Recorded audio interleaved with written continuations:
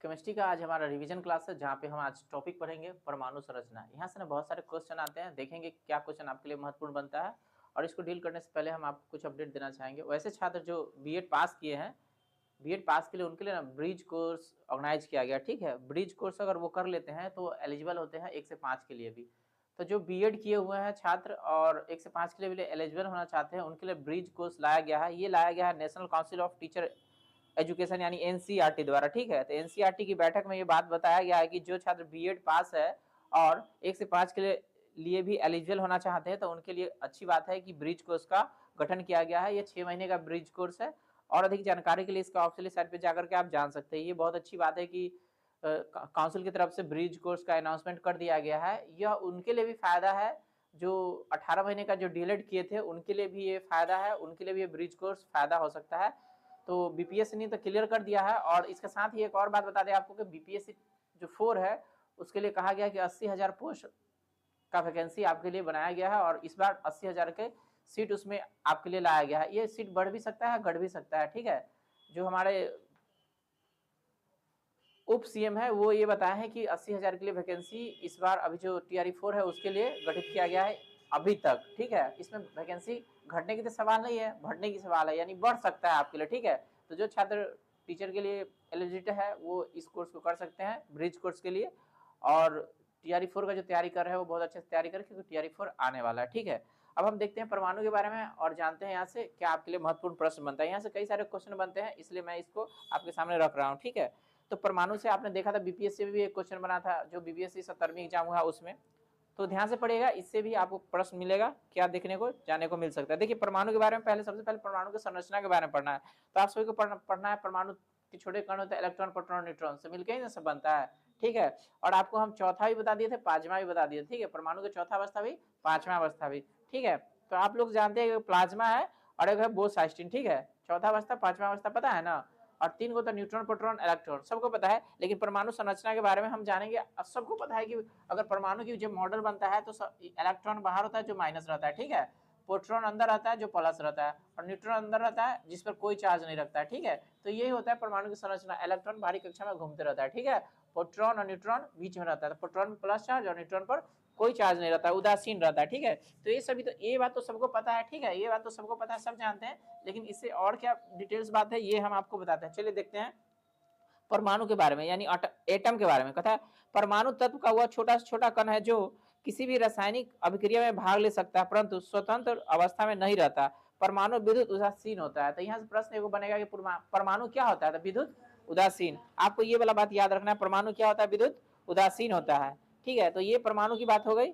अब लेकिन ये स्वतंत्र नहीं रहता, ये भी बात जान लीजिए, ये स्वतंत्र नहीं रहता है। ठीक है, अब अणु के बारे में देखिए, तत्व तथा यौगिक का वह छोटा से छोटा कण जो स्वतंत्र अवस्था में रहता है अणु कहलाता है, यानी ये स्वतंत्र अवस्था में रहता है, अणु स्वतंत्र अवस्था में रहता है। ठीक है, अब परमाणु भार के बारे में देखिए। ठीक, इसके बारे में क्या है बात, कहता है किसी तत्व का परमाणु भार वह संख्या है जो यह प्रदर्शित करता है कि तत्व का एक परमाणु कार्बन 12 के न परमाणु के 1/12 भाग द्रव्यमान अथवा हाइड्रोजन के 1.008 भाग द्रव्यमान से न कितना गुना भारी है। ठीक है, तो जब भी द्रव्यमान निकालना जाता है ना कार्बन के ना 12वें भाग से या फिर हाइड्रोजन के 1.008 भाग से ही तुलना किया जाता है, गुना किया जाता है। ठीक है, तो इससे परमाणु भार पता चलता है। अब अणुभार के बारे में देखिए, कहता है किसी पदार्थ के अणुभार वह संख्या है जो यह प्रदर्शित करता है कि उस पदार्थ का एक अणु कार्बन 12 के परमाणु के 1/12 भाग से कितना गुना भारी है। ठीक है, जैसी भारी का बात करेंगे ना तो उसका अणुभार आ जाएगा। क्या आ जाएगा, अणुभार। तो आप परमाणु भार और अणुभार के बारे में समझ गए। ठीक है, अब आगे देखते हैं हम आधुनिक विचारधारा के संबंध में। ठीक है, तो कहता है कि आधुनिक परमाणु सिद्धांत के जनक जॉन डाल्टन है। यहाँ से प्रश्न आता है। ठीक है, आधुनिक परमाणु सिद्धांत के जनक कौन है, तो जॉन डाल्टन के बारे में याद रखिए, परीक्षा में आता है। ठीक है, आधुनिक परमाणु सिद्धांत के जनक है जॉन डाल्टन। ये प्रश्न पूछा जा चुका है और आपसे भी पूछा जाएगा। ठीक है, ठीक है, याद रखिएगा। कहता डाल्टन ने परमाणु सिद्धांत के अनुसार परमाणु यौगिक को न बनाने के लिए न लघु पूर्ण संख्या के न अनुपात में संयोजित किया है। अब इसके बारे में देखिए, मोल धारणा के बारे में। कहता एक मोल किसी भी निश्चित सूत्र वाले पदार्थों की वह राशि है जिसमें न इस पदार्थ के इकाई सूत्र की संख्या उतनी ही है जितनी शुद्ध कार्बन के ना 12 आइसोटोप के ठीक 12 ग्राम के अणु की संख्या के बराबर होगा।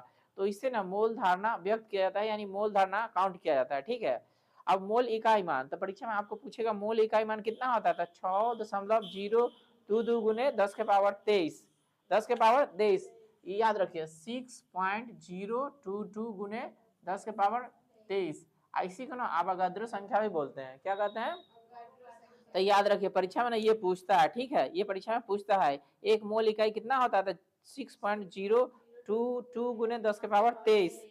कार्बन के 12 ग्राम या एक मोल में 6.002 गुने 10 के पावर 23 परमाणु है। 6.002 गुने 10 के पावर 23 को ही ना एवोगाद्रो संख्या ही पूछते हैं। तो आपको पूछेगा दोनों में से मोल इकाई या फिर एवोगाद्रो संख्या, तो उसका मान ना एक ही होता है, याद रखिएगा। ठीक है, कहता है मोल संख्या एवं द्रव्यमान दोनों के प्रतीक होता है। ठीक है, मोल संख्या एवं द्रव्यमान दोनों के प्रतीक होता है। सन 1967 में मोल को इकाई के रूप में स्वीकार किया गया, यानी दोनों का ना प्रतीक क्या होगा, मोल ही होगा। ठीक है, मोल संख्या एवं द्रव्यमान संख्या दोनों के प्रतीक होंगे। कहता सन 1967 में मोल को ना इकाई के रूप में स्वीकार किया गया। अब इकाई के रूप में 1967 से क्या हो गया, मोल हो गया। ठीक है, अब देखिए कहता है 20वीं शताब्दी में आधुनिक खोजों के परिणाम स्वरूप जे थॉमसन, रदरफोर्ड और चैडविक आदि वैज्ञानिक ने यह सिद्ध कर दिया कि परमाणु विभाज्य है तथा मुख्यतः 3 अणुओं से मिलकर बने हैं, जिन्हें इलेक्ट्रॉन, प्रोटॉन, न्यूट्रॉन कहते हैं। तो एक होगा आपका इलेक्ट्रॉन, एक हो गया आपका प्रोटॉन, एक हो गया आपका न्यूट्रॉन।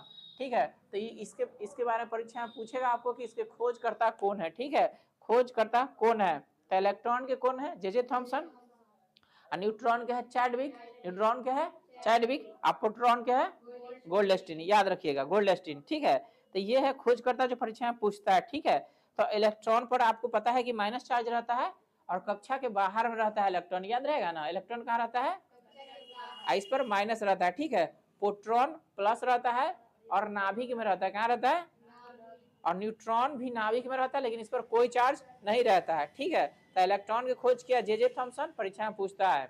प्रोटॉन के खोज किया गोल्डस्टीन, जिसपे प्लस रहता है, और न्यूट्रॉन के खोज किया चैडविक, याद रहेगा ना। सबसे पहले एक इलेक्ट्रॉन के आवेश का सफलतापूर्वक निर्धारण ना मिलिकन ने किया था। ये ना तेल बूंद प्रयोग से किया था, और ये ना क्वेश्चन बीपीएससी में आ चुका है कि सबसे पहले इलेक्ट्रॉन का आवेश का सफलतापूर्वक निर्धारण किस विधि से किया गया था, तो तेल बूंद प्रयोग विधि से। ठीक है, इसको किया था कौन, मिलिकन। कहता है इलेक्ट्रॉन की तरंग प्रकृति की खोज ना डी ब्रोगली ने किया था, डी ब्रोगली ने किया था। इलेक्ट्रॉन की तरंग प्रकृति की खोज डी ब्रोगली। कहता है पॉजिट्रॉन की खोज किया था एडरसन। आई प्रश्न आता है, पॉजिट्रॉन की खोज एडरसन, याद रखिए पूछेगा आपको, पॉजिट्रॉन की खोज कौन किया है, एडरसन। कहता है भारतीय वैज्ञानिक सत्येंद्र नाथ बसु के नाम पर विशिष्ट मूलकण बोस का नाम रखा गया। यानी आपको जो बोस आइंस्टाइन कहे थे ना, वही भारत के एक वैज्ञानिक है सत्येंद्र नाथ बसु, उन्हीं के नाम पे रखा गया। ठीक है, याद रहेगा ना। अब आगे लगभग द्रव्यमानहीन एवं आवेशहीन कण न्यूट्रिनो की खोज ना पॉली ने किया था 1930 में। तो यहाँ से प्रश्न पूछेगा आपको कि न्यूट्रिनो का खोज कौन किया है, पॉली। कब किया था, 1930 में। इसमें ना प्रचक्रण होती है, इसमें क्या होती है, प्रचक्रण। तो आपको याद रखना है बोस आइंस्टाइन के बारे में, और आपको इसके पॉली के बारे में याद रखना है। जो न्यूट्रिनो का खोज कौन किया है, पॉली, न्यूट्रिनो का खोज किया है। तो ये भी पूछता है परीक्षा में। ठीक है, आपको पूछेगा कि ना सत्येंद्र नाथ बसु के नाम पर किसका नाम रखा गया था, बोस आइंस्टाइन, कहे थे ना बोस आइंस्टाइन को। कहता है रदरफोर्ड का नाभिकीय परमाणु मॉडल। अब देखिए रदरफोर्ड के ना परमाणु नाभिकीय मॉडल क्या है। कहता है रदरफोर्ड एवं उनके ना विद्यार्थियों हेंस गीगर उनका विद्यार्थी है, और अर्नेस्ट मार्डेन ने सोने की बहुत ही पतली पत्ती से अल्फा कणों का बौछार कर परमाणु के नाभिक का मॉडल के प्रस्तुत की। तो यहाँ से ना बिहार दरोगा और बिहार कांस्टेबल में प्रश्न पूछा है कि रदरफोर्ड ने जब प्रयोग किए थे तो इसके लिए क्या चीज को चुने थे, तो सोने के पतली पत्थर, और उस पर क्या चीज का बौछार किए थे, अल्फा कण के। ये दोनों क्वेश्चन पूछा जा चुका है और आपसे पूछेगा। उन्हें सोने का पत्थर लिए थे, ठीक है, और उस पर क्या चीज का बौछार किए थे, अल्फा कण का। तब जो पार कर गया था और कुछ ना वापस आ गया था, इसी से ना वो निर्धारण किए थे। ठीक है, अब देखिए इस मॉडल के अनुसार क्या बात है, आगे से देखिए। इस मॉडल के अनुसार कहता परमाणु का धनावेश तथा अधिकांश द्रव्यमान एक अति अल्प क्षेत्र में केंद्रित था। परमाणु के इस अति अल्प भाग को रदरफोर्ड ने नाभिक नाम दिया। क्या नाम दिया? याद रहेगा ना। रदरफोर्ड ने गणना करके दिखाया कि नाभिक का आयतन परमाणु के कुल आयतन की तुलना में अत्यंत कम यानी नगण्य होता है। परमाणु की त्रिज्या लगभग 10 के पावर -10 मीटर होती है, जबकि नाभिक की त्रिज्या 10 के पावर -15 मीटर होती है, यानी बहुत कम। ठीक है, नाभिक के चारों इलेक्ट्रॉन वृत्ताकार पथ पर चक्कर लगाता है, यानी तेजी से घूमता है। मान लीजिए अभी जो आपको बताया था ये अगर हो गया तो यहाँ पे ना इलेक्ट्रॉन जो है ना इस पर ना माइनस तेजी से ना चक्कर लगाता है। इलेक्ट्रॉन ना इस पर रहता है, यहाँ पे प्रोटॉन और न्यूट्रॉन रहेगा। ठीक है, केंद्र में कौन रहेगा? प्रोटॉन और न्यूट्रॉन। इलेक्ट्रॉन उसके बाहरी आवरण पर ना यहाँ पे ना तेजी से चक्कर लगाता है। ठीक है, इलेक्ट्रॉन पर माइनस चार्ज रहता है। क्या रहता है? याद रखिएगा। ठीक है, तो यही बात वो साबित किए थे, वो बताए थे। ठीक है, याद रहेगा ना। इलेक्ट्रॉन कहाँ रहता है? केंद्र के बाहर, प्रोटॉन केंद्र में और न्यूट्रॉन केंद्र में। ठीक है, तो कहता है नाभिक के चारों इलेक्ट्रॉन वृत्ताकार पथ पर, कैसे ना वृत्ताकार पथ पर, जिसे ना कक्षा में ऑर्बिट कहा जाता है, और ना तेजी से घूमता है यानी चक्कर लगाता है। कहता है इलेक्ट्रॉन और नाभिक आपस में ना आकर्षण के स्थिर वैद्युत बलों से ना बंधे रहते हैं, यानी इलेक्ट्रॉन और नाभिक जो है ना एक दूसरे से ना वैद्युत बल, आकर्षक वैद्युत बल से ना एक दूसरे से बंधे रहते हैं। ठीक है, अब लेकिन फिर भी रदरफोर्ड इतना चीज दिए थे ना तो उनका भी कुछ दोष था। ठीक है, तो उसके बारे में देखिए रदरफोर्ड मॉडल का ना क्या दोष था से देखिए। कहता परीक्षा में पूछेगा निम्नलिखित में से क्या रदरफोर्ड मॉडल का दोष था, तो आपको याद रखना सीधा लाइन। कहता रदरफोर्ड परमाणु मॉडल किसी परमाणु की ना अस्थायित्व की व्याख्या नहीं करता कि कितना अस्थायित्व है। कहता यह मॉडल इलेक्ट्रॉनिक संरचना के बारे में कुछ भी वर्णन नहीं करता, अर्थात इससे यह पता नहीं चलता है कि इलेक्ट्रॉन नाभिक के चारों ओर किस प्रकार विद्यमान है और इसकी ऊर्जा क्या है। यही उनका ना दोष था। ठीक है, परमाणु क्रमांक के बारे में आप देखिए, किसी भी तत्व के परमाणु के नाभिक में उपस्थित प्रोटॉनों की संख्या को परमाणु क्रमांक कहते हैं। तो परमाणु क्रमांक निकालने के लिए क्या करेंगे? जितना भी प्रोटॉन की संख्या रहेगी, यानी जितना बीच में प्रोटॉन रहेगा ना वही उसका परमाणु संख्या होगा। ठीक है, परमाणु संख्या होगा। तो ये बात याद रखिएगा, परीक्षा में पूछेगा, पूछता है परमाणु संख्या कैसा होता है? जितना प्रोटॉन रहेगा उतना। लेकिन अब द्रव्यमान संख्या के बारे में देखिए, किसी परमाणु के नाभिक में उपस्थित प्रोटॉन और न्यूट्रॉनों की संख्या का योग परमाणु द्रव्यमान संख्या कहलाता है। यानी कि अब इसमें प्रोटॉन और न्यूट्रॉन दोनों जोड़ देंगे, प्रोटॉन और न्यूट्रॉन दोनों जोड़ देंगे, तो जब दोनों को जोड़ देंगे ना तो उसका क्या निकलेगा? द्रव्यमान संख्या निकलेगा, द्रव्यमान संख्या निकलेगा। ठीक है, याद रहेगा ना, द्रव्यमान संख्या निकलेगा। कहता है द्रव्यमान संख्या बराबर प्रोटॉन की संख्या प्लस न्यूट्रॉनों की संख्या। ठीक है, अब क्वांटम संख्या के बारे में देखिए। कहता है स्पेक्ट्रम रेखाओं की सूक्ष्म प्रकृति समझने तथा इलेक्ट्रॉन की ठीक ठीक स्थिति का वर्णन करने हेतु 4 क्वांटम संख्याओं का प्रयोग किया जा सकता है। अब है मुख्य क्वांटम संख्या, दिगसीय क्वांटम संख्या और चुंबकीय क्वांटम संख्या और चक्रण क्वांटम संख्या। तो 4 प्रकार के क्वांटम संख्या होता है। क्या प्रकार के? हाँ, तो यहाँ से तो क्वेश्चन ज्यादा नहीं आएगा, लेकिन हमको ना देखते हुए चलना है। ठीक है, तथा स्पेक्ट्रम रेखाओं की सूक्ष्म प्रकृति समझाने तथा इलेक्ट्रॉन की ठीक ठीक स्थिति का वर्णन करने हेतु 4 क्वांटम संख्या का प्रयोग किया जा सकता है। अब देखिए मुख्य क्वांटम संख्या के बारे में। कहता एन यह एक धनात्मक पूर्णांक होता है, इसका मान ना 1, 2, 3 आदि हो सकता है। एन का मान बढ़ने से ना अनुमत कक्षाओं की संख्या बढ़ती है, इसे एन स्क्वायर द्वारा दिखाया जाता है। यह इलेक्ट्रॉन के मुख्य ऊर्जा स्तर को प्रदर्शित करता है। एन बढ़ने से कक्षा की ना ऊर्जा बढ़ेगी, एन बढ़ने से कक्षा की ऊर्जा बढ़ेगी। अब दिगंशी क्वांटम संख्या के बारे में देखिए। कहता है एल यह इलेक्ट्रॉन कक्षा की त्रिविमीय आकृति को ना प्रकट करता है। कहता है एल का न्यूनतम मान 0 तथा अधिकतम मान n-1 तक होता है। अब देखिए चुंबकीय क्वांटम संख्या के बारे में। कहता है एम यह उप ऊर्जा स्तरों के कक्षकों को प्रदर्शित करती है। एम का मान एल के मान पर निर्भर करता है। किसी एल के लिए एम का मान प्लस एल से लेकर माइनस एल तक हो सकता है, यानी 0 सहित। अब देखिए चक्रण क्वांटम संख्या के बारे में। कहता है एम एस 1925 में जॉर्ज हाउलेनबैक और सैमुअल आउटस्मिट ने 1/4 क्वांटम संख्या की उपस्थिति प्रतिपादित की, यानी लोगों के सामने रखा, जो इलेक्ट्रॉन पर चक्रण क्वांटम संख्या कहलाता है। यह इलेक्ट्रॉन के चक्रण की दिशा को प्रदर्शित करता है कि कौन दिशा में वो चल रहा है, कौन दिशा में वो चल रहा है। किसी चुंबकीय क्वांटम संख्या के लिए चक्रण क्वांटम संख्या का मान +1/2 या -1/2 होता है। देखिए क्वांटम यांत्रिकी का मूल समीकरण श्रोडिंगर ने दिया था, तो ये भी प्रश्न पूछता है कि क्वांटम यांत्रिकी का मूल कौन दिया था? श्रोडिंगर, वैज्ञानिक का नाम है श्रोडिंगर, द्वारा प्रतिपादित किया गया था। इसके लिए 1933 में उन्होंने भौतिकी का नोबेल पुरस्कार मिला। ठीक है, अब है पाउली का अपवाह नियम, ये भी जानना है हमको, ये भी प्रश्न यहाँ से बनता है। यहाँ से इसके अनुसार एक दिए गए परमाणु में किन्हीं दो इलेक्ट्रॉनों के लिए चारों क्वांटम संख्याओं का मान समान नहीं हो सकता। अतः यदि दो इलेक्ट्रॉनों के n, l और m के मान एक ही हो तो उनका ना चक्रण विपरीत होगा।